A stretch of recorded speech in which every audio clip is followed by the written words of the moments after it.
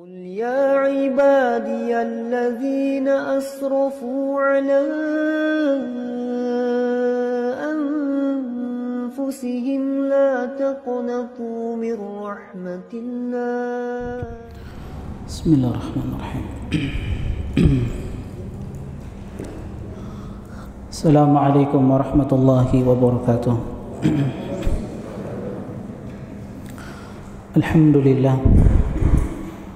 Alhamdulillahi ala ihsani wa syukru lahu ala taufiqihi wa amtinani. Asyhadu an la ilaha illallah wahdahu la syarika lahu ta'ziman li sya'ni. Wa asyhadu anna Muhammadan abduhu wa rasuluhu adai ila ridwani. Sallallahu alaihi wa ala alihi wa ashabihi wa ikhwanihi amma ba'da. Ya ayyuhalladzina amanu taqullaha haqqa tuqatih wa la tamutunna illa wa antum muslimun. Jemaah sekalian, ma'asyiral muslimin, ikhwani wa akhwati fillah, hafizani wa hafizakumullah. Alhamdulillah, kembali kita bersyukur kepada Allah Subhanahu wa taala bisa bertemu kembali di tempat yang penuh berkah untuk melanjutkan kajian rutin kita dari pembahasan kitab Al-Jadid fi Syarhi Kitab Tauhid karya Syekh Sulaiman Al-Qara'awi rahimahullahu ta'ala. Dan pada pertemuan malam yang berbahagia ini insyaallah kita akan melanjutkan pembahasan kitab Tauhid yang kita akan masuk pada bab yang baru, bab yang ke-21 yang dibawakan oleh penulis kitab Tauhid Syekhul Islam Muhammad bin Abdul Wahhab rahimahullahu ta'ala.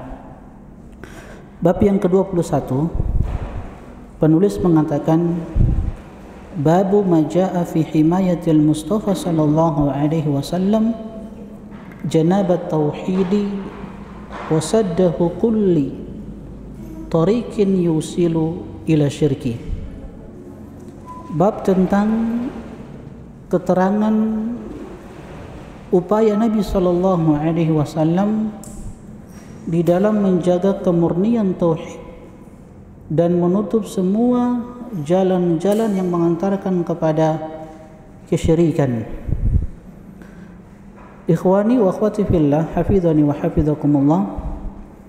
Bab 21 ini berbicara tentang perhatian Rasulullah sallallahu alaihi wasallam dan sekaligus usaha beliau di dalam menjaga tauhid, serta bab ini menunjukkan kepada kita kekhawatiran Nabi sallallahu alaihi wasallam jangan sampai umatnya jatuh kepada kesyirikan. Di sini di bab 21 ini penulis kitab Syekhul Islam Muhammad bin Abdul Wahhab rahimahullahu taala ingin menjelaskan kepada kita, inilah Nabi kita Muhammad sallallahu alaihi wasallam. Begitu cintanya beliau kepada umat ini. Inilah Nabi kita, teladan kita sallallahu alaihi wasallam, di mana beliau memiliki sifat-sifat yang mulia. Di antara sifat mulia yang beliau miliki sallallahu alaihi wasallam, beliau adalah seorang yang sangat menginginkan umat ini beriman kepada Allah Subhanahu wa taala dengan sebenar-benar keimanan. Beliau berusaha untuk menutup semua celah, semua jalan-jalan yang membawa kepada kebinasaan. Sehingganya beliau berikan perhatian yang besar kepada umat ini, perkara tauhid. Maka teman-teman sekalian rahimani wa rahimakumullah, sekali lagi bab 21 ini penulis ingin menjelaskan kepada kita dan mengajarkan kepada kita, inilah Nabi kita Muhammad sallallahu alaihi wasallam untuk diikuti. Bagaimana kita meneladani Nabi sallallahu alaihi wasallam di dalam semangat beliau untuk menjaga umat ini dari perkara kesyirikan. Jangan sampai umat ini jatuh kepada kesyirikan. Karena teman-teman sekalian, kebanyakan dari umat ini dari kaum muslim ini meremehkan yang namanya tauhid. Banyak kita dapati orang saat ini tidak khawatir dari yang namanya kesyirikan, seakan-akan dia tidak akan tertimpa yang namanya kesyirikan. Padahal Nabi SAW, kita tahu bersama pada pembahasan bab-bab sebelumnya bagaimana beliau 5 hari sebelum meninggal, 5 hari sebelum meninggal masih mengingatkan yang namanya tauhid. Dan pada saat sakratul maut, beliau sallallahu alaihi wasallam masih mengingatkan perkara ini, teman-teman sekalian, bahayanya kesyirikan kepada Allah Subhanahu wa taala. Jadi beliau penulis ingin mengajarkan kepada kita bahwa seorang penuntut ilmu harus semangat di dalam mendakwahkan tauhid sebagaimana panutan kita Muhammad sallallahu alaihi wasallam.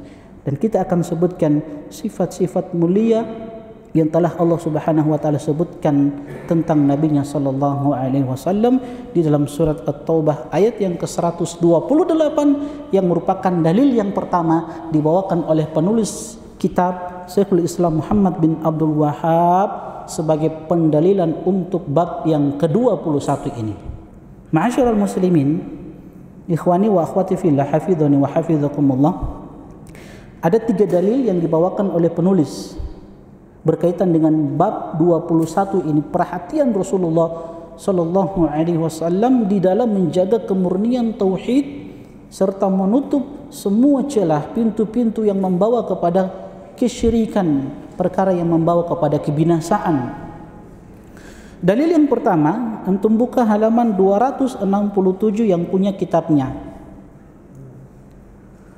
Firman Allah Subhanahu wa taala dalam surat At-Taubah 128,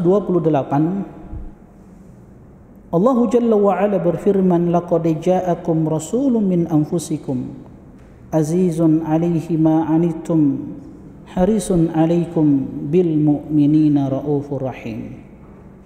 Sungguh, kata Allah, telah datang kepada kalian seorang rasul dari kaum kalian sendiri. Berat terasa olehnya penderitaan kalian, sangat menginginkan keimanan dan keselamatan bagi kalian, wahai kaum muslimin. Amat belas kasihan lagi penyayang terhadap orang-orang yang beriman. Ikhwani wa akhwati fillah, rahimani wa rahimakumullah. Secara umum ayat yang mulia ini menjelaskan tentang sifat-sifat Rasulullah sallallahu alaihi wasallam. Sifat-sifat Nabi banyak, tapi ini yang paling menonjol, sifat-sifat beliau yang Allah Subhanahu wa taala sebutkan di dalam Al-Qur'an supaya kita tahu inilah Nabi kita Muhammad sallallahu alaihi wasallam untuk diikuti, karena memang kita diperintahkan untuk mengikuti beliau sallallahu alaihi wasallam. Kita baca apa yang disebutkan oleh penulis kitab Syekhul Islam atau Syekh Sulaiman Al-Qara'awi rahimahullahu taala berkaitan dengan makna ayat secara umum. Di halaman 268 kata Syekh Sulaiman Al-Qara'awi rahimahullahu taala, dalam ayat ini Allah Subhanahu wa taala memberikan anugerah kepada manusia, dan yang paling terdepan adalah bangsa Arab, yaitu dengan mengutus untuk mereka seorang rasul dari bangsa mereka. Laqad ja'akum rasulun min anfusikum, sungguh telah datang, kata Allah Subhanahu wa taala, kepada kalian seorang rasul min anfusikum, dia Muhammad sallallahu alaihi wasallam, min anfusikum, walaupun ulama tafsir berbeda, min anfusikum, dari kalian, sebagian mengatakan yaitu dari bangsa Arab yang kalian kenal orangnya, nasabnya, keturunannya, yang kalian kenal orangnya amanah. Penafsiran yang lain ada yang mengatakan bahwasanya min anfusikum, seorang rasul yang diutus oleh Allah Subhanahu wa taala dari kalangan manusia, bukan dari kalangan jin dan bukan pula dari kalangan malaikat. Sehingganya ulama sepakat tidak ada nabi dan rasul dari kalangan jin. Yang ada nabi dan rasul dari kalangan manusia yang diutus untuk semua makhluk Allah, untuk manusia dan jin. Wa ma khalaqtul jinna wal insa illa liya'budun, tidaklah aku ciptakan jin dan manusia, kata Allah Subhanahu wa taala, kecuali untuk beribadah kepadaku, dan ibadah adalah at-tauhid. Sebagaimana penafsiran Ibnu Abbas, semua kata ibadah di dalam Al-Quran yang kita temukan maka artinya adalah tauhid. Maka Allah ciptakan manusia dan jin tidak lain untuk mentauhidkan Allah Subhanahu wa taala. Jadi semua manusia yang ada di bumi Allah Subhanahu wa taala, dimanapun dia berpijak, bahwa Nabi mereka Muhammad sallallahu alaihi wasallam dari bangsa Arab, dari Arab, mau dia dari Eropa, dari Afrika, Nusantara, ya, maka Nabi mereka satu, Nabi Muhammad sallallahu alaihi wasallam. Jadi tidak ada Islam dari Arab, Islam Nusantara, Islam dari Eropa, Islam Afrika, karena Nabi mereka satu. Jadi konsekuensinya Islam harus sama. Tidak ada Islam Arab, Islam Nusantara, Eropa, Afrika, tidak ada. Sehingga ketika orang meyakini dan mengatakan bahwasanya di sana ada Islam Arab, Islam Nusantara, Islam Eropa, Islam Afrika dan Islam lainnya, ini secara tidak langsung dia menolak syariat yang dibawa oleh Muhammad sallallahu alaihi wasallam. Dan ini sebuah kekufuran, waliyadu billah, sebuah kekufuran. Kita doakan orang-orang yang benci terhadap Islam, semoga mereka adalah orang-orang yang mencintai sunnah-sunnah Nabi sallallahu alaihi wasallam. Ada hadiah, ada di ketinggalan di motor. Minta tolong.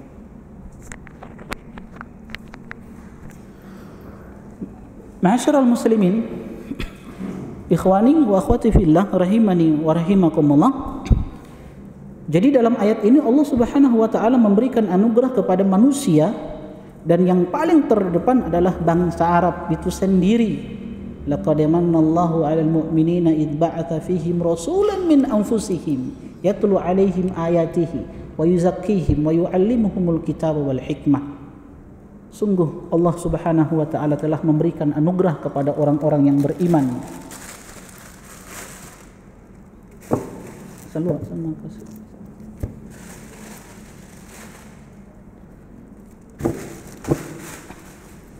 Sungguh Allah telah memberikan anugerah kepada orang-orang yang beriman. Apa anugerah Allah yang diberikan kepada orang-orang beriman? Idh ba'atha fihim rasulan min anfusihim. Allah telah mengutus di tengah-tengah mereka seorang rasul dari kalangan mereka, bangsa Arab, ada yang mengatakan dari kalangan manusia. Dan ini namanya ikhtilaf tanawu', ya, tidak kontradiksi, sama. Kata penulis dalam kitab ini, yaitu dengan mengutus untuk mereka seorang rasul dari bangsa mereka yang berbicara dengan bahasa mereka, dan mereka mengetahui garis keturunannya, keterpandangan dan sifat amanahnya. Jadi beliau seorang rasul yang Allah Subhanahu wa taala utus di tengah-tengah manusia untuk mendakwakan risalah ini, untuk mendakwakan tauhid. Dan secara umum semua nabi dan rasul dakwah mereka satu, yaitu tauhid. Apa ucapan mereka? Ucapan nabi dan para rasul kepada kaumnya, siapa yang tahu? Satu ucapan yang diucapkan oleh para nabi dan para rasul kepada umatnya yang Allah abadikan di dalam Al-Quran. Siapa yang tahu? Naam, itu salah satunya. Tidak mau ambil hadiah? Hah? Oh tidak. Itu. Walaqad ba'atsna fi kulli ummatin an i'budullaha wajtanibut taghut. Ada ucapan lain juga yang diabadikan oleh Allah di dalam Al-Quran, ucapan semua para nabi dan para rasul kepada kaumnya, kepada umatnya tentang dakwah tauhid. Siapa yang tahu selain ayat ini? Walaqad ba'atsna fi kulli ummatin rasulah an i'budullaha wajtanibut taghut. Jadi ucapan semua rasul itu, beribadalah kalian kepada Allah dan tinggalkan taghut. Apa itu taghut? Taghut itu semua yang disembah selain Allah Jalla Jalaluh. Biar jauh, biar jauh. Kasih biar saja. Enggak, biar saja. Hah? Iya, kasih boleh ada apa asal. Biar saja.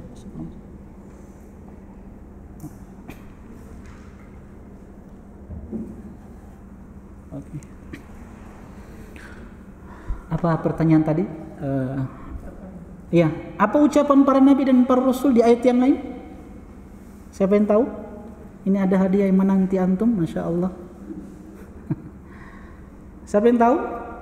Ya qaumi ibudullaha ma lakum min ilahin ghairuh. Wahai kaumku, sembahlah Allah, beribadalah kalian kepada Allah. Ma lakum min ilahin ghairuh. Tidak ada sesembahan selain Allah Subhanahu wa taala yang layak, yang berhak untuk diibadahi kecuali Allah Subhanahu wa taala. Dan konsekuensi sebagai seorang rasul yang kita imani Muhammad adalah utusan Allah, kita harus mengimani semua yang dibawa oleh Nabi sallallahu alaihi wasallam. Kita amalkan, kita benarkan, kita pelajari sunnah-sunnah beliau sallallahu alaihi wasallam, kita dakwakan apa yang didakwakan oleh Nabi sallallahu alaihi wasallam, yaitu tauhid. Maka sekali lagi saya ingatkan, penulis kitab ingin mengajarkan kepada kita bagaimana meneladani Nabi sallallahu alaihi wasallam di dalam dakwah tauhid. Ke seorang penuntut ilmu yang dia berintisab mengatakan dirinya seorang pengikut Rasulullah sallallahu alaihi wasallam harus punya semangat seperti beliau sallallahu alaihi wasallam di dalam mendakwakan tauhid. Nanti kita akan ambil contoh seorang sahabat, nanti kita akan sebutkan sahabat Abu Hurairah, bagaimana semangat beliau di dalam mendakwakan tauhid, ya. Kemudian Allah Subhanahu wa taala berfirman, atau kita bacakan apa yang ditulis oleh penulis. Jadi dalam ayat ini Allah memberikan anugerah kepada manusia, dan yang paling terdepan adalah bangsa Arab, yaitu dengan mengutus untuk mereka seorang rasul dari bangsa mereka yang berbicara dengan bahasa mereka, bahasa Arab. Nabimu berbicara dengan bahasa Arab, ya. Maka aib bagi seorang penuntut ilmu, aku cinta Nabi, baru tidak mau belajar bahasa Arab. Baru 3 pertemuan so menghilang dia. Nah, dan mereka mengetahui garis keturunannya, keterpandangan dan sifat amanahnya. Allah Subhanahu wa taala kemudian menyifati Nabinya sallallahu alaihi wasallam, Nabi tersebut dengan sejumlah sifat yang tinggi, yang mulia, yang mewajibkan mengikuti dan membenarkannya. Karenanya yaitu bahwa beliau adalah seorang yang merasa sangat berat melihat apa-apa yang menyulitkan umat beliau. Di sini di ayat menyebutkan laqad ja'akum rasulun min anfusikum azizun 'alaihi ma 'anittum. Terasa berat bagi Nabi sallallahu alaihi wasallam penderitaan kalian.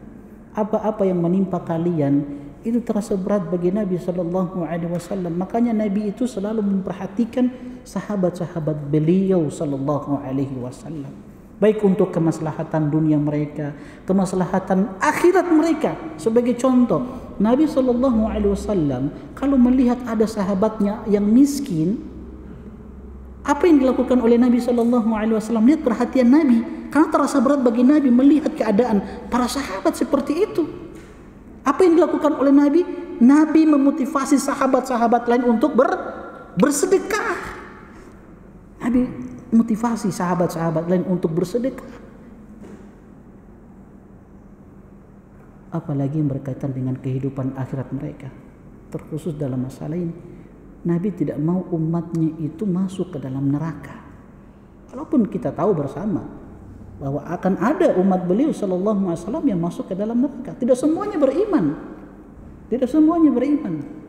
Tapi bukan berarti beliau pasrah diri seperti itu, tidak. Tapi beliau semangat untuk mendakwakan tauhid ini kepada umatnya, supaya betul-betul mereka selamat dan masuk ke dalam surga Allah Subhanahu wa taala. Jadi terasa berat bagi Nabi sallallahu alaihi wasallam apa yang diderita oleh kalian. Ya. Azizun alaihi ma anitum harisun alaikum.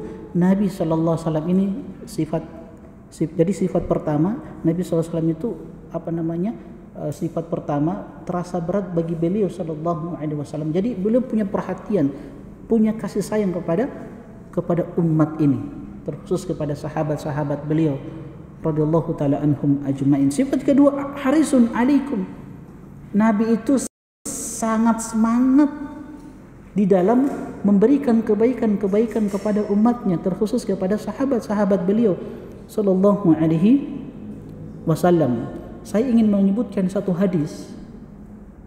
Banyak hadis-hadis yang mengajar atau banyak hadis-hadis yang menjelaskan kepada kita bagaimana Nabi itu semangat di dalam menginginkan kebaikan dari umatnya, di dalam mengajarkan kebaikan-kebaikan untuk umatnya. Saya sebutkan saja satu hadis. Hadis yang diriwayatkan oleh Imam Muslim rahimahullahu taala dari sahabat Abdullah bin Amr bin As radhiyallahu taala anhuma, bahwa ketika Nabi sallallahu alaihi wasallam membaca firman Allah Subhanahu wa taala di dalam surat Ibrahim ayat yang ke-36. Nabi ketika membaca doa, membaca ayat ini, Rabbi innahunna adlanna katsiran minan nasi faman tabi'ani fa innahu minni. Ini ucapan Nabi Ibrahim alaihissalam. Rabbi innahunna, wahai Rabbku, wahai Tuhanku, innahunna, sesungguhnya mereka itu berhala-berhala, adlalna katsiran minan nas, telah banyak menyesatkan manusia. Faman tabi'ani fa innahu minni, siapa yang mengikuti aku, mengikuti apa yang aku bawa, fa innahu minni, maka dia bagian dariku. Kemudian Nabi SAW membaca ucapan Nabi Isa AS yang Allah abadikan di dalam Al-Quran dalam surat Al-Ma'idah ayat yang ke-118. Apa kata Nabi Isa AS yang Allah abadikan di dalam Al-Quran? In tu'adzibuhum fa innahum ibaduk. Ya Allah, kalau sekiranya engkau mengadab mereka, membinasakan mereka, fa innahum ibaduk, mereka ini adalah hamba-hambamu ya Allah. Wa in takfir lahum fa innaka antal azizul hakim. Tapi kalau engkau mengampuni mereka disebabkan dosa-dosa yang mereka lakukan, sesungguhnya engkau adalah al-aziz al-hakim, maha perkasa, maha bijaksana, engkau maha pengampun. Kemudian Rasulullah SAW, kata Abdullah bin Amr bin As radhiyallahu taala anhu, rafa'a yadayhi, beliau mengangkat kedua tangannya sambil mengatakan Allahumma ummati ummati. Setelah membaca dua ayat ini dari ucapan Nabi Ibrahim dan Nabi Isa alaihi wassalam yang Allah abadikan di dalam Al-Quran, beliau SAW mengangkat kedua tangannya, Allahumma ummati ummati, ya Allah umatku, ya Allah umatku. Fabaka Nabi SAW. Kata Abdullah bin Amr bin As, Nabi menangis seraya mengatakan Allahumma ummati ummati. Maka Allah Subhanahu wa taala mengutus Jibril alaihissalam. Allah mengatakan kepada Jibril, ya Jibril, idhab ila Muhammad wa rabbuka a'lam. Wahai Jibril, pergi engkau kepada Muhammad sallallahu alaihi wasallam. Wa rabbuka a'lam, dan Rabbmu Maha mengetahui apa yang diucapkan oleh nabinya Muhammad sallallahu alaihi wasallam. Fas'alhu, dan tanyakan apa yang membuat dia menangis. Maka Jibril turun kepada Nabi sallallahu alaihi wasallam, bertanya kepada Nabi sallallahu alaihi wasallam, aku diutus oleh Rabb Allahu Jalla wa Ala kepadamu untuk bertanya kepadamu, kenapa engkau menangis wahai Muhammad? Maka Nabi sallallahu alaihi wasallam fa akhbarahu Rasulullah sallallahu alaihi wasallam bima qala wa huwa a'lam. Dan Nabi mengabarkan tentang kegelisahan beliau, kekhawatiran beliau sallallahu alaihi wasallam tentang umat ini, wa huwa alam, dan Allah Maha mengetahui. Maka Jibril balik menghadap Rabb Allah Subhanahu wa taala. Dan Allah mengatakan kepada Jibril, ya Jibril, idhab ila Muhammad, kembali engkau kepada Muhammad sallallahu alaihi wasallam. Katakan inna sanurdika fi ummatika wala nasu'uk. Katakan kepada Muhammad, sesungguhnya kami akan ridha kepada umatmu dan kami tidak akan buat engkau bersedih. Ini kata Imam Nawawi sebuah bisyarah, kabar gembira kepada umat ini. Allah Subhanahu wa taala akan membuat Muhammad sallallahu alaihi wasallam ridha terhadap umatnya dan tidak akan menjadikan Muhammad sallallahu alaihi wasallam bersedih. Makanya ketika Allah Subhanahu wa taala memberikan pilihan kepada Nabi kita Muhammad sallallahu alaihi wasallam antara doa mustajabah dan syafaat, Nabi diberikan pilihan. Ini ada doa yang mustajab dan ini ada syafaat. Kata Nabi SAW, fakhtartu syafa'ah, aku pun memilih syafaat. Karena kenapa? Karena ini untuk umat Muhammad SAW. Ini kan bentuk cinta dan sayang Nabi SAW kepada umat ini. Makanya Allah abadikan, azizun alaihi ma'anitum harisun alaikum bil mu'minina ra'ufur rahim. Beliau amat penyayang, lemah lembut, pemaaf. Buktinya ketika beliau berdakwah di Taif, Ibunda Aisyah bertanya, apa perkara yang paling berat setelah perang Uhud ya Rasulullah? Kata Nabi, peristiwa Taif. Ketika Nabi berdakwah di Mekah diusir, berharap di Taif itu ada yang menerima dakwah beliau sallallahu alaihi wasallam. Tapi justru di Taif lebih keras penentangan terhadap dakwah Nabi sallallahu alaihi wasallam. Dilempari dengan batu beliau, berdarah beliau. Ya digelari dengan gelar-gelar yang tidak layak untuk Nabi sallallahu alaihi wasallam. Sampai datang Jibril mengatakan kepada Muhammad sallallahu alaihi wasallam, ada malaikat penjaga gunung, kalau engkau inginkan maka 2 gunung besar ini akan dihantamkan kepada mereka. Tapi Nabi tidak, katakan tidak. Aku hanya berharap dari mereka ada orang yang menyembah Allah, la yusyriku bihi syai'ah, dan tidak menyekutukan Allah subhanahu wa ta'ala dengan sesuatu apapun. Kalau Nabi mau, Nabi bisa binasakan mereka saat itu, penduduk Taif. Tapi Nabi punya sifat pemaaf, pengasih, penyayang. Ada seorang pemuda kan datang kepada Nabi SAW, ya Rasulullah, idzan li bizina, ya Rasulullah, izinkan aku untuk berzina. Maka sahabat-sahabat Nabi fazazuruhu, marah mereka, ini kurang ajar. Datang kepada Nabi minta izin untuk berzina. Ini kan kurang ajar di hadapan Nabi sallallahu alaihi wasallam. Tapi apa kata Nabi? Mah, biarkan dia, biarkan. Dekatkan orang ini kepadaku. Nabi hanya bertanya, Nabi ajak berpikir, atuhibbu li ummik, engkau rela ketika ibumu dizinahi? Orang ini mengatakan, la wallah, demi Allah tidak ya Rasulullah, aku tidak rela ibuku dizinahi. Walan nasu yuhibbuna li ummatihim, kalau begitu orang lain pun tidak rela, tidak ridho kalau ibu-ibu mereka dizinahi. Atuhibbu li banatik, apakah engkau rela anak perempuanmu dizinahi, tantemu dizinahi, saudara perempuanmu dizinahi? Orang ini katakan, la wallahi, tidak ya Rasulullah. Walan nas la yuhibbuna dzalik. Begitu juga orang lain. Orang lain tidak ada yang mau anak perempuannya, tantenya, ya, saudari perempuannya, neneknya diperkosa. Nggak ada yang mau. Tidak ada yang mau. Sehingganya orang ini pun tersadarkan. Lihat bagaimana Nabi mengajarkan, menunjukkan kelemah lembutan Nabi sallallahu alaihi wasallam di dalam mengajarkan orang lain.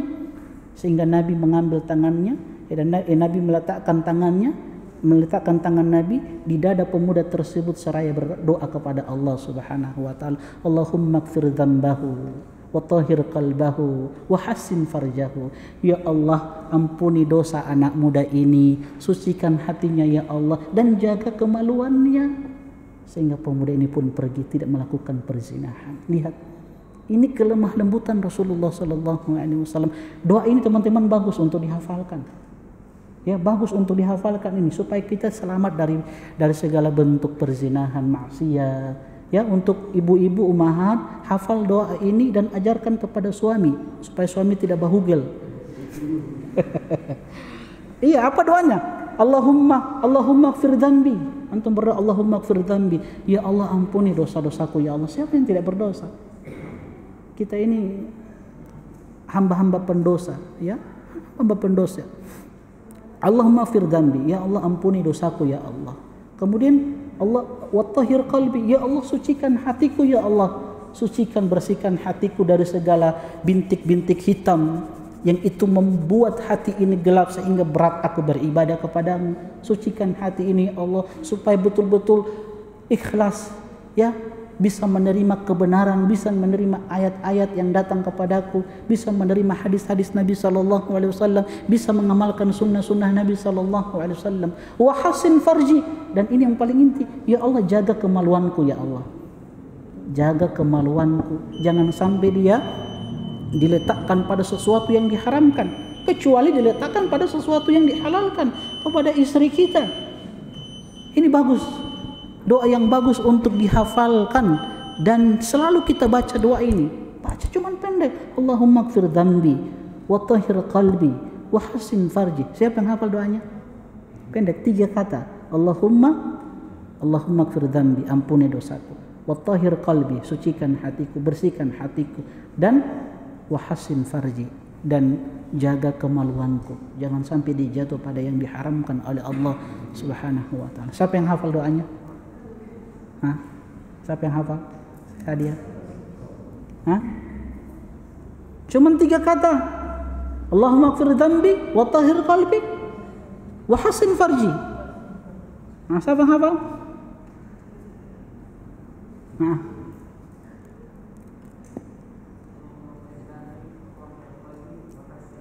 Masya Allah. Artinya itu apa?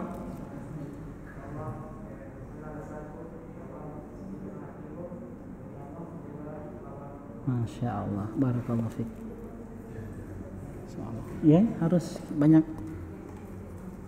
Siapa yang hafal doa supaya selamat dari kesyirikan? Siapa yang hafal?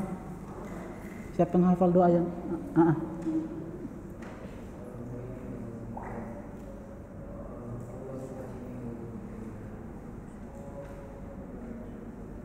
minal khubuthi wal khaba'ith? Nah.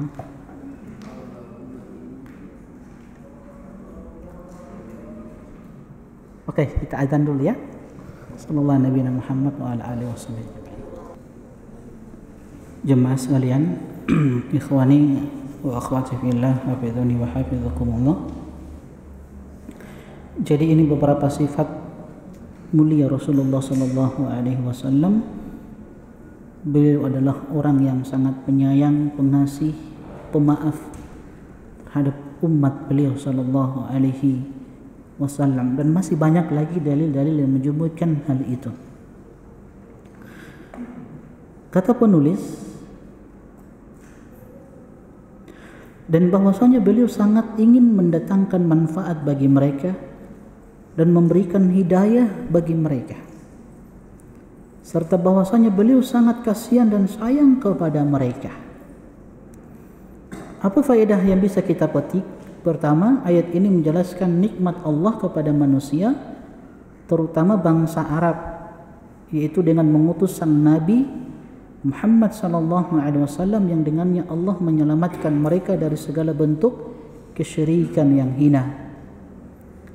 Yang kedua, ayat ini juga menjelaskan keinginan besar Nabi kita Muhammad sallallahu alaihi wasallam untuk mendatangkan kebaikan bagi umat beliau. Kita ini adalah umat yang tidak mendapati Nabi sallallahu alaihi wasallam kita yang di akhir zaman ini tidak mendapati beliau sallallahu alaihi wasallam, tapi beriman kepada beliau.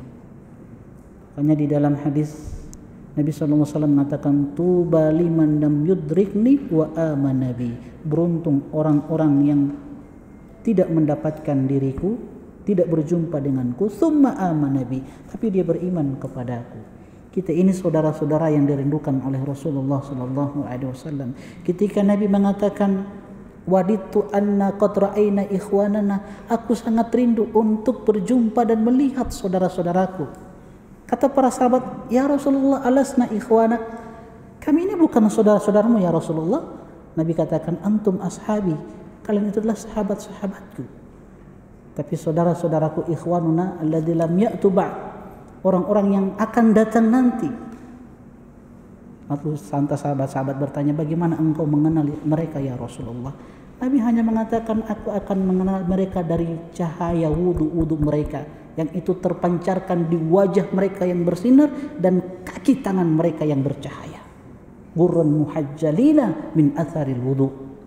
Nabi akan mengenal mereka. Wa ana faratuhum alal haud, dan aku akan menunggu mereka di telagaku nanti, dan aku mengenal mereka. Kecuali orang-orang yang keluar dari tuntunanku, yang meninggalkan sunnahku, mereka itu adalah orang-orang yang celaka dan binasa. Teman-teman sekalian, ini ayat yang pertama Atau apa hubungan ayat ini dengan judul bab? Kenapa penulis membawakan ayat ini?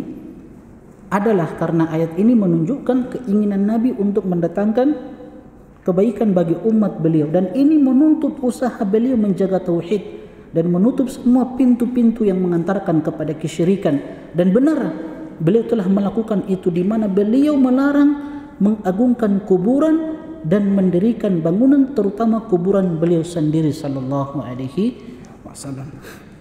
Teman-teman sekalian, kita masuk dalil yang kedua yang dibawakan oleh penulis kitab dari sahabat Abu Hurairah radhiyallahu taala anhu, beliau berkata, Rasulullah sallallahu alaihi wasallam bersabda, la taj'alu buyutakum qubura wa la taj'alu qabri 'idan wa sallu alayya fa inna salatakum tablughuni haitsu kuntum.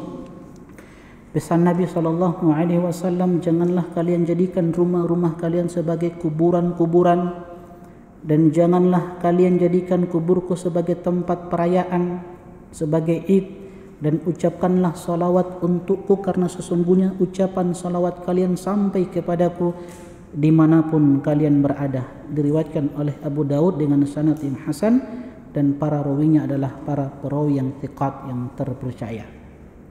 Sahabat Abu Hurairah, secara ringkas, beliau adalah Abdurrahman bin Sakhar ad-Dawsi al-Yamani, seorang sahabat yang datang dari Yaman, yang beriman kepada Nabi sallallahu alaihi wasallam.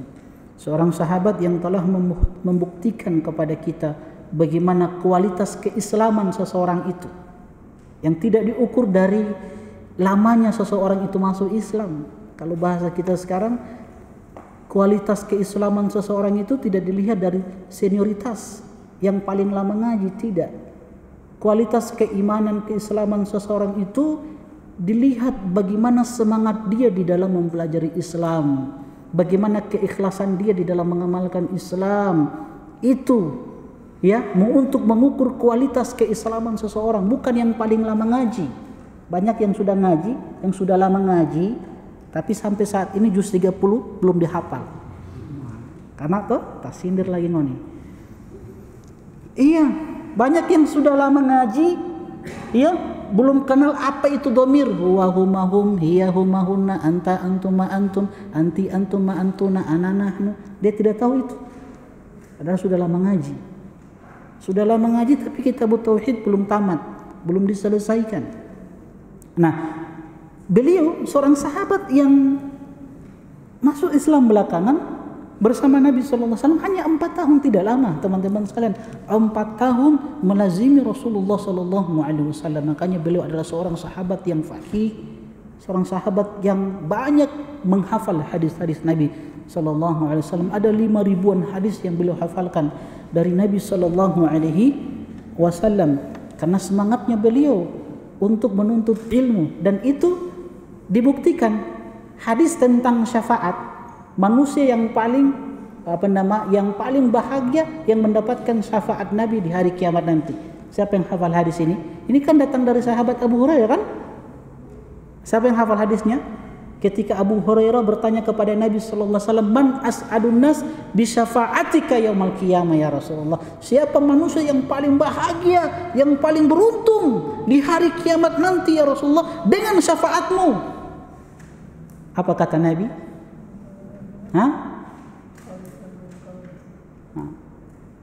Nabi kan sebelum Nabi ucapkan hadis ini, Nabi katakan kepada Abu Hurairah, ini menunjukkan semangatnya beliau di dalam menuntut ilmu. Nabi katakan, aku sudah yakin tidak akan ada yang bertanya tentang ini kecuali engkau ya Abu Hurairah. Lima ra'aitu min hirsika ala talabil hadis. Karena aku melihat semangatmu ya wahai Abu Hurairah di dalam menuntut hadis, di dalam mencari hadis, kata Rasulullah sallallahu alaihi wasallam. Sehingga Nabi katakan, as'adun nas bi syafaati yaumal qiyamah man qala la ilaha illallah khalisan min qalbi. Manusia yang paling beruntung, yang paling bahagia dengan syafaatku nanti di hari kiamat, kata Nabi sallallahu alaihi wasallam, yaitu orang yang mengucapkan kalimatut tauhid la ilaha illallah khalisan min qalbi. Itu penuh dengan keikhlasan dari hatinya. Bukan sekedar diucapkan, ya, bukan, tapi diilmui, ya. kalimat tersebut. Nah, ini semangat Abu Hurairah di dalam menuntut ilmu. Sehingga beliau adalah sahabat yang paling banyak meriwayatkan hadis-hadis Nabi sallallahu alaihi wasallam. Cukuplah pesan atau wasiat Rasulullah sallallahu alaihi wasallam kepada beliau yang menjadikan beliau itu semangat di dalam memberikan kebaikan untuk orang lain. Semangat di dalam mendakwakan tauhid kepada orang lain. Saya ambil contoh atau kita sebutkan dulu satu pesan atau satu wasiat Rasulullah SAW kepada Abu Hurairah yang membuat beliau semangat di dalam memberikan kebaikan, di dalam meneladani Nabi SAW, di dalam semangat untuk memberikan kebaikan kepada umat ini. Jadi sekali lagi saya ingatkan, tujuan penulis membawakan bab 21 untuk apa? Untuk kita meneladani Nabi SAW dalam semangat mendakwakan tauhid, memberikan kebaikan untuk orang lain. Apa pesan Nabi sallallahu alaihi wasallam kepada Abu Hurairah? Hadis riwayat Ibnu Majah. Nabi pernah berkata, "Ya Aba Hurairah, kun wari'an takun a'badan nas." Wahai Abu Hurairah, jadilah Anda orang yang wara', maka engkau akan menjadi seorang yang paling taat kepada Allah Subhanahu wa taala. Wa kun qani'an takun ashkaran nas. Wahai Abu Hurairah, jadilah Anda sebagai orang yang qanaah. Orang yang qanaah itu orang yang punya merasa cukup dengan apa yang diberikan oleh Allah Subhanahu wa taala. Seorang hamba yang selalu bersyukur ya atas pemberian Allah Subhanahu wa taala, walaupun pemberian itu sedikit, banyak sedikit, tetap dia syukuri pemberian tersebut. Itu namanya qanaah. Kalau engkau memiliki qanaah ini, ya, maka engkau akan menjadi hamba yang paling bersyukur kepada Allah Subhanahu wa taala. Kenapa hidup ini terasa berat, teman-teman sekalian? Ya, kita jalani kehidupan ini terasa berat. Yang menjadikan hidup ini berat adalah gaya hidup kita. Gaya hidup yang membuat hidup ini terasa berat. Ya, maunya beli ini, pingin itu, pingin ini, sudah ada mobil, maunya yang lebih mahal lagi. Karena gaya hidup yang menuntut itu yang membuat hidup ini berat. Coba jadi hamba yang qanaah, yang kalau diberikan walaupun sedikit dia bersyukur kepada Allah Subhanahu wa taala. Maka kata Nabi sallallahu alaihi wasallam, "Wa ahbib lin-nasi ma tuhibbuka li nafsik takun mu'minan." Cintailah untuk orang lain sebagaimana engkau mencintai dirimu, engkau akan menjadi mukminan, seorang mukmin yang sejati. Ini yang dipraktekkan oleh beliau radhiyallahu taala anhu, menginginkan kebaikan untuk orang lain sebagaimana kita menginginkan kebaikan untuk diri kita. Buktinya lihat, Abu Hurairah praktekkan wasiat Nabi sallallahu alaihi wasallam bahwa ketika beliau masuk ke pasar Madinah, ini kisah ma'ruf di kalangan penuntut ilmu. Ketika beliau masuk ke pasar Madinah, beliau melihat orang-orang lagi sibuk-sibuknya dengan transaksi jual beli. Beliau khawatir nantinya mereka ini tersibukkan dari kehidupan dunia dan meninggalkan untuk menuntut ilmu. Sehingga beliau katakan kepada mereka ini di pasar ketika itu, "Celaka kalian, sungguh kalian ini adalah orang-orang yang merugi." Kata mereka, orang-orang pasar bilang, "Apa kerugian yang menimpa kami wahai Abu Hurairah?" Beliau katakan, "Sungguh di sana ada warisan Rasulullah SAW yang dibagi-bagikan. Sementara dibagikan warisan Rasulullah SAW, kenapa kalian tidak mengambil bagian dari warisan Rasulullah SAW?" Maka mereka penasaran, di mana warisan Nabi itu dibagi-bagikan? Di masjid Nabi SAW. Oh, semangat mereka masuk masjid, karena di situ ada warisan Nabi yang dibagi-bagikan. Ketika mereka masuk masjid, mereka tidak dapati kecuali hanya orang-orang yang yata'allamuna al-halal wal haram, orang-orang yang mempelajari halal dan haram. Maka mereka balik kepada Abu Hurairah, "Wahai Abu Hurairah, kami sudah ke masjid, tidak ada warisan Nabi SAW yang dibagikan." Apa kata Abu Hurairah? "Celaka kalian, sungguh warisan yang dibagikan adalah perkara halal dan haram. Itulah warisan Nabi SAW." Maksudnya ilmu. Lihat bagaimana semangat beliau di dalam mendakwakan orang lain, memberikan kebaikan. Kita ambil contoh dakwah, semangat beliau di dalam mendakwakan tauhid. Tidak usah jauh-jauh. Keluarga terdekat beliau, ibunya dalam keadaan musyrik. Ketika beliau mendakwakan ibunya untuk masuk Islam, selalu didakwakan ibunya. Ya, didakwakan terus. Tapi apa yang beliau dapati dari ibunya? Celaan kepada Nabi sallallahu alaihi wasallam. Itu yang beliau tidak bisa tahan. Ketika beliau dakwakan Islam, selalu Nabi sallallahu alaihi wasallam yang dicela. Beliau tidak tahan, akhirnya beliau pergi kepada Nabi sallallahu alaihi wasallam. Ya Rasulullah, doakan ibuku supaya dapat hidayah. Lantas Nabi sallallahu alaihi wasallam mengatakan, Allahumma hdi umma Abi Hurairah. Ya Allah, berikan hidayah kepada ibunya Abu Hurairah. Maka Abu Hurairah segera langsung pulang ke rumah. Karena doa Nabi mustajab. Sekali berdoa langsung dikabulkan oleh Allah Subhanahu wa ta'ala. Sampai di depan pintu rumah, kata ibunya, berhenti di situ engkau wahai anakku. Ternyata kata Abu Hurairah, aku mendengarkan percikan air.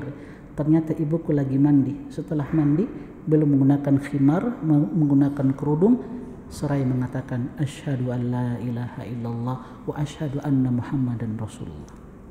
Masuk Islam. Gembira, senang, menangis beliau Abu Hurairah. Maka beliau kembali lagi kepada Nabi sallallahu alaihi wasallam.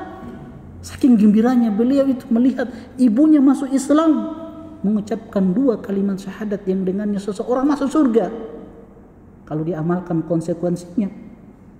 Maka beliau datang kepada Nabi sallallahu alaihi wasallam dan mengabarkan apa yang beliau lihat. Ibunya masuk Islam. Nabi gembira, senang Nabi sallallahu alaihi wasallam. Ketika seseorang mengucapkan tauhid, ini sebuah kalimat yang luar biasa yang bisa menyelamatkan seorang hamba dari neraka Allah. Nabi sallallahu alaihi wasallam gembira, senang.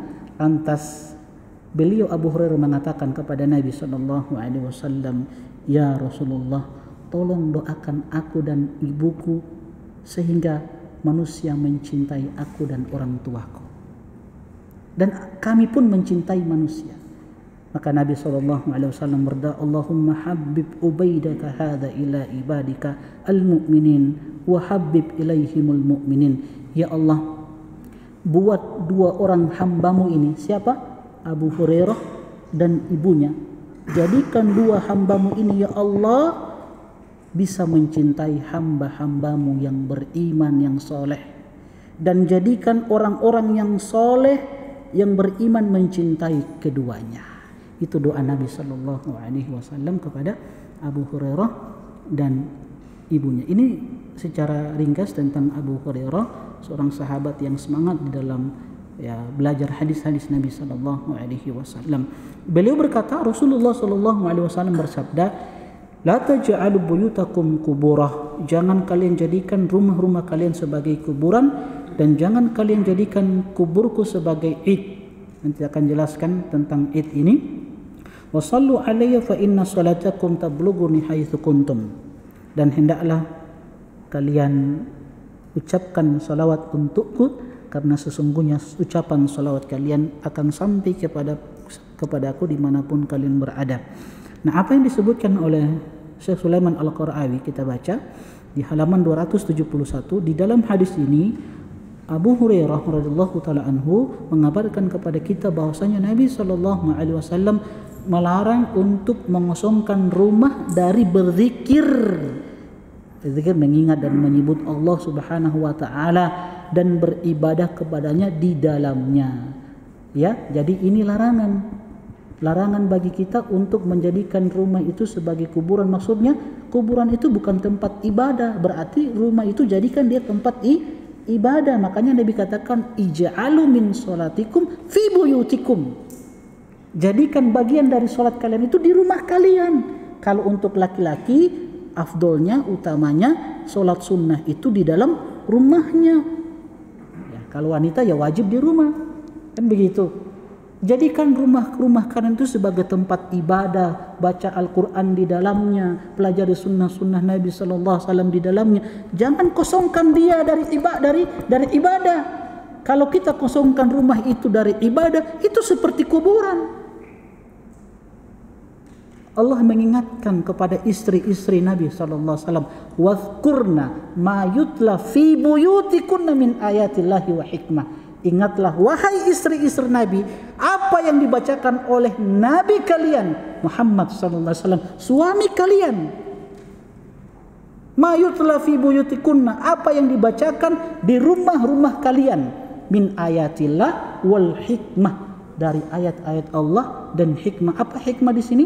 Sunnah-sunnah Nabi sallallahu alaihi wasallam. Jadi dipraktekkan oleh Nabi. Nabi memberikan contoh kepada kita. Lihat, di rumah istri-istri beliau, di dalamnya dibacakan ayat-ayat Allah, dibacakan hadis-hadis Nabi sallallahu alaihi wasallam. Ini dorongan kepada kita kaum muslimin, hendaklah kita kalau mau belajar sunnah Nabi, belajar di rumah juga boleh. Beribadah di rumah. Kalau untuk sholat, ya sholat sunnah. Begitu. Jelas ya? Kemudian kita percepat ya. Nabi SAW juga melarang menjadikan kubur beliau sebagai tujuan ziarah yang diziarahi secara khusus pada waktu-waktu tertentu. Nabi mengatakan apa?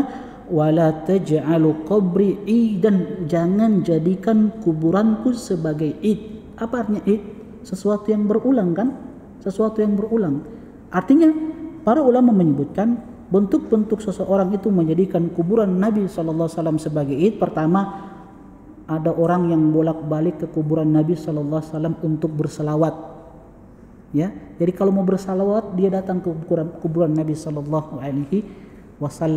Yang kedua, bolak-balik di kuburan Nabi SAW untuk memberikan salam kepada beliau. Yang ketiga, berkumpulnya orang-orang untuk berziarah ke kubur Nabi SAW pada waktu-waktu tertentu. Dikhususkan waktu-waktu untuk berziarah ke kuburan Nabi SAW. Ini dilarang. Dan yang keempat, sengaja seseorang itu melakukan safar untuk berziarah ke kuburan Nabi SAW. Ini bentuk-bentuk menjadikan kuburan Nabi sebagai id. Paham ya? Apa yang pertama? Datang bolak-balik ke kuburan Nabi untuk bersolawat. Padahal Nabi katakan apa? Wasallu alayya fa inna salatakum tablughuni haitsu kuntum. Bersolawatlah kalian kepadaku, karena sesungguhnya selawat kalian itu akan sampai kepadaku dimanapun antum berada. Selawat itu akan sampai kepadaku. Jadi bersolat kepada Nabi SAW tidak harus di kuburan beliau. Dan tidak ada hadis yang mengatakan bahwa yang paling afdal itu bersalawat kepada Nabi di kuburan Nabi. Tidak ada. Nabi mengatakan bersalawatlah kalian kepadaku dimanapun kalian berada, pasti salawat itu akan sampai kepadaku. Inna lillahi malaikatan, sesungguhnya Allah itu punya malaikat-malaikat yang akan menyampaikan salawat-salawat kalian kepada Rasulullah sallallahu alaihi wasallam. Jadi tidak ada keistimewaan ketika bersalawat di kuburan Nabi sallallahu alaihi wasallam. Kemudian bolak-balik untuk menyampaikan apa? Menyampaikan salam kepada Nabi sallallahu alaihi wasallam. Itu juga dilarang.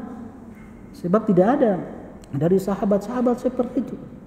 Adapun Ibnu Umar, beliau pernah pulang dari safar, ketika ingin memberikan salam kepada Nabi sallallahu alaihi wasallam, beliau hanya mengatakan assalamu alayka ya Rasulullah.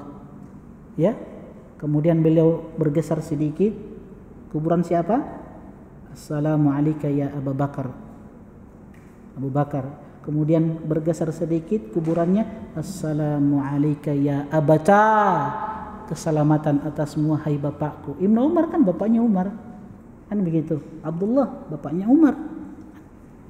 Setelah itu beliau pergi. Jadi tidak ada doa-doa khusus, ritual-ritual khusus, tidak ada. Jadi kalau antum mau berziarah ke kuburan Nabi, itu pun jangan khususkan ya niat kita datang ke masjid ke Madinah itu untuk berziarah ke Masjid Nabawi, karena Nabi katakan la tushaddur rihalu illa salasati masajid.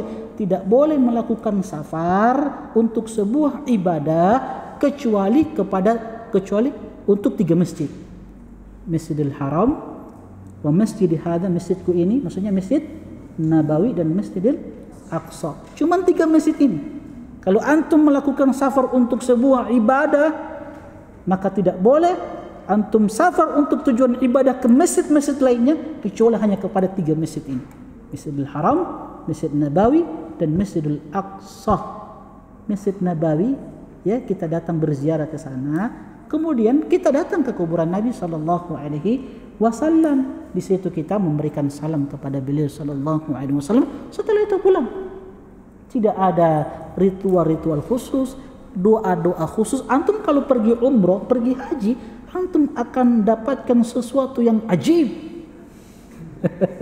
dari kaum muslimin. Allahu Akbar. Ya, Pak Dokter ya, mungkin Pak Dokter sudah lihat bagaimana ya, kaum muslimin ketika datang berziarah ke kuburan Nabi SAW. Banyak bid'ahnya. Alhamdulillah. Ya, Al-Madinah Al-Munawwarah, Makkah Al-Mukarramah itu di tangan orang-orang yang bertauhid di negeri Arab. Arab Saudi, alhamdulillah. Ya. Alhamdulillah kita ini bersyukur. Kalau tidak, waliyadzubillah, apa jadinya nanti kuburan Nabi sallallahu alaihi wasallam? Dan antum akan dapati bagaimana orang-orang itu ketika berziarah, ya, ada yang dengan khusyuknya dia berdoa menangis di kuburan Nabi. Ketika dia keluar dia apa namanya? Dia itu keluar dengan cara apa namanya itu? Dia tidak mau berbalik. Ya, keluar dalam keadaan dia apa namanya? Dia keluar, ada yang keluar dari kuburan Nabi sambil meruku, ingin menghormat Nabi sallallahu alaihi wasallam. Ya, begini. Kita saksikan, kita lihat seperti itu. Alhamdulillah negeri Saudi, negeri yang Masya Allah, yang mereka berusaha untuk menjaga tauhid kaum muslimin supaya mereka betul-betul tidak jatuh kepada kesyirikan. Cuman sangat disayangkannya sebagian saudara-saudara kita kaum muslimin di negeri ini memberikan gelar-gelar yang tidak baik kepada apa namanya, negeri Arab Saudi. Ya, kita tidak ta'assub, tidak fanatik, tidak. Tapi bagaimana semangat mereka ya, di dalam menjaga tauhid kaum muslimin, Masya Allah. Sangat disayangkan.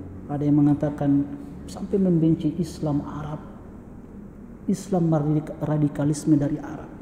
Padahal kalau kita melihat ya khususnya Arab Saudi, bagaimana semangat mereka di dalam mendakwakan tauhid, semangat mereka di dalam mengamalkan sunnah-sunnah Nabi SAW, mengajarkan prinsip-prinsip beragama. Anda katakan selalu Islam Arab radikalisme. Contoh Arab Saudi, ya, negeri yang Masya Allah terdepan di dalam memberantas yang namanya terorisme, radikalisme. Antum harus tahu itu. Kemudian katakan Islam dari Arab radikalisme keras. Siapa? Hati-hati. Nabi SAW dari negeri Arab. Yang dibawa adalah Islam rahmatan lil alamin. Dan alhamdulillah yang kita dakwakan betul-betul murni yang dibawa oleh Nabi SAW. Kita ajarkan prinsip-prinsip beragama kepada kaum muslimin.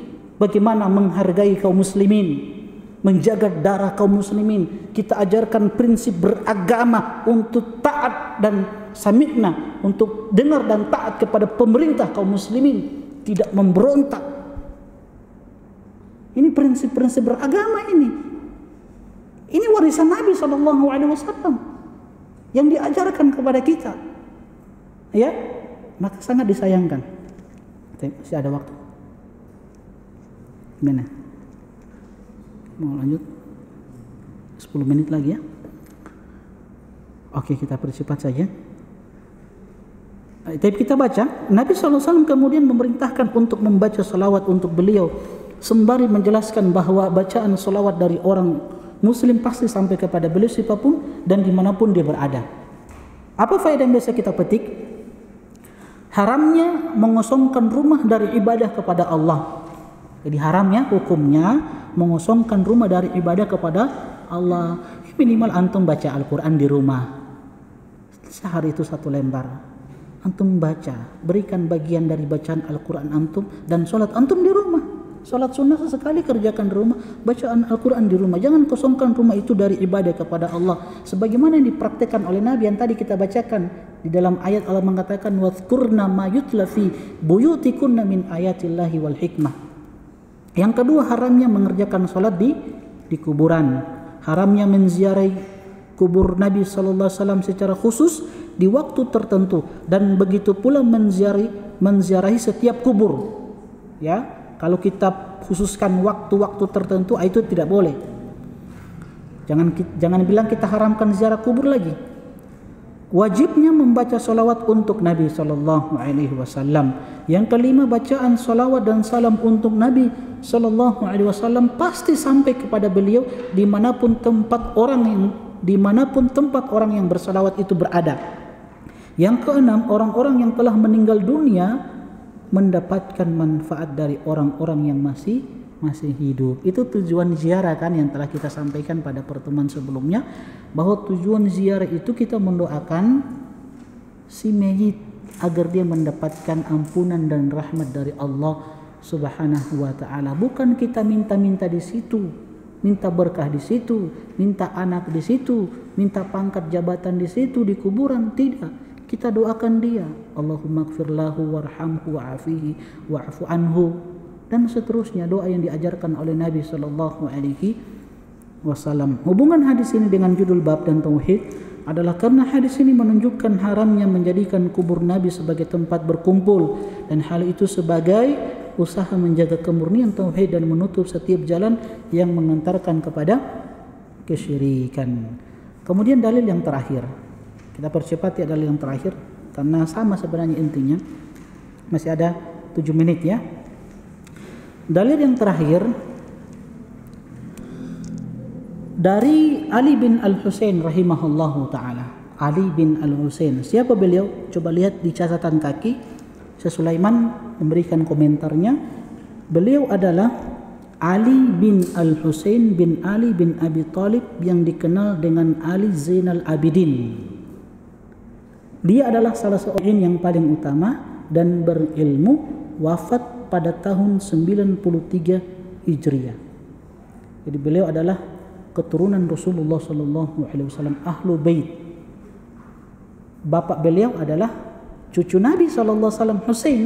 Anaknya siapa? Sahabat Ali bin Husain bin Ali bin Abi Thalib. Cucunya Nabi sallallahu alaihi wasallam, Husain. Berarti ini cicitnya Rasulullah sallallahu alaihi wasallam, ya. Bapaknya Husain, ibunya itu dulunya adalah putri Raja Persia, raja yang terakhir, Raja Persia yang yang digelari, yang dipanggil dengan Shah Zinan, putrinya para wanita. Di masa Umar ibn Khattab, ya, ketika beliau menaklukkan kerajaan Persia, kan Umar kan yang menaklukkan Persia, makanya orang-orang Syiah itu paling benci kepada Umar ibn Khattab karena beliau menaklukkan Persia ketika itu. Di masa Umar ditaklukkan Persia ini. Jadi ada 3 orang putri raja yang terakhir ketika itu. Kaisar Persia ketika itu ada 3 orang. Nah, di antaranya ini ibunya siapa? Ibunya Ali ini, Ali bin Husain. Istrinya Husain nanti. Ketika ditaklukkan oleh Umar, maka mereka menjadi tawanan 3 putri ini. Maka diberikan pilihan kepada sahabat-sahabat ketika itu yang bisa membeli mereka. Nah, Husain membeli salah satu putrinya ini, namanya Shah Zinan, putrinya para wanita. Ketika dibeli oleh Husain, ya, bapaknya Ali, nanti setelah itu masuk Islam, bagus keislamannya. Kemudian dimerdekakan oleh Husain dan dinikahi, dijadikan sebagai istri. Lahirlah dari pernikahan ini namanya Ali, cicit Rasulullah sallallahu alaihi wasallam. Cuman ibunya ini setelah masuk Islam melahirkan beliau tidak lama kemudian meninggal. Jadi Ali bin Husain bin Ali ini dia tumbuh besar di atas didikan bapaknya Husain, cucu Rasulullah sallallahu alaihi wasallam, dan beliau belajar di Masjid Nabawi dari sahabat-sahabat yang lain ketika itu yang masih ada. Teman-teman sekalian, ada sebuah kisah yang sebenarnya saya mau sampaikan berkaitan dengan keistimewaan cicit Rasulullah Sallallahu Alaihi Wasallam ini bernama Ali bin Husain bin Ali bin Abi Talib radhiyallahu taala anhu. Jadi beliau punya keistimewaan, orang yang dikenal dengan ahli ibadah, kedermawanan, rajin bersedekah. Makanya penduduk Madinah ketika itu menggelari beliau dengan As-Sajjad. Apa itu As-Sajjad? Dari kata-kata sajadah, yang sujud, orang yang banyak sujud, banyak sholat, ibadahnya luar biasa. Ini Ali bin Husain rahimahullahu taala, pembesar tabi'in. Ya, karena apa? Karena dia tahu pesan Nabi SAW kepada sahabat. Ketika ada seorang sahabat mengatakan kepada Nabi SAW, ya, doakan supaya bisa masuk surga. Nabi katakan, fa'inni ala nafsika bikathrati sujud. Bantu aku untuk menolong dirimu dengan memperbanyak sujud. Memperbanyak apa? Salat. Makanya salat ini penting teman-teman sekalian, penting untuk dijaga. Jangan lalaikan salat. Ini ibadah yang agung yang bisa menyelamatkan kita nanti. Nah, masih mau lanjut? Ada kisah yang Anda mau sampaikan, sebenarnya ada hikmah yang luar biasa, tapi kita dibatasi waktu ya. Atau pekan depan saja ya. Iya, pekan depan saja. Biar insyaallah. Satu hadis ini terakhir, setelah itu kita masuk bab 22. Ya, bab 22 insyaallah berkaitan dengan ada sebagian kaum muslimin yang menyembah berhala. Taib. Wallahu taala alam. Masih ada pertanyaan yang tersisa yang lalu, tapi ya kita dibatasi oleh waktu. Gimana, mau lanjut? Sudah saja. Jam 8. Gimana teman-teman? Hah? Sholat dulu baru kita pulang ya. Pekan depan saja ya, pekan depan. Taib. Wassallallahu ala nabiyyina Muhammad wa ala alihi wasallam. Pesan anak ini nasihat untuk anak pribadi dan untuk teman-teman sekalian. Tetap kita mendengarkan himbauan pemerintah kita sebagai bentuk ibadah kita kepada Allah Subhanahu wa taala, karena prinsip agama kita mengajarkan untuk dengar dan taat kepada pemerintah pada perkara-perkara yang ma'ruf. Pemerintah kita senantiasa menganjurkan, menghimbau untuk senantiasa menjaga protokol kesehatan. Jadi kalau bisa pakai masker. Ya, kalau sholat nanti pakai masker. Dan untuk ibu-ibu kalau bisa jangan bakar rota ya. Kalau ada yang sholat ya, jangan bakar rota. Ya, semoga kita dijaga oleh Allah Subhanahu wa taala, dijaga dari segala bentuk-bentuk penyakit, dan orang-orang yang sakit kita doakan semoga mereka mendapatkan kesembuhan. Dan yang terpenting kita doakan negeri ini dan terkhusus kepada pemimpin-pemimpin kita agar Allah Subhanahu wa taala senantiasa memberikan taufik, memberikan kekuatan kepada mereka untuk mengatur urusan-urusan rakyat ini. Subhanakallahumma bihamdik, asyhadu an la ilaha illa anta, astaghfiruka wa atubu ilaik. Assalamualaikum warahmatullahi wabarakatuh. قل يا عبادي الذين أسرفوا على أنفسهم لا تقنطوا من رحمة الله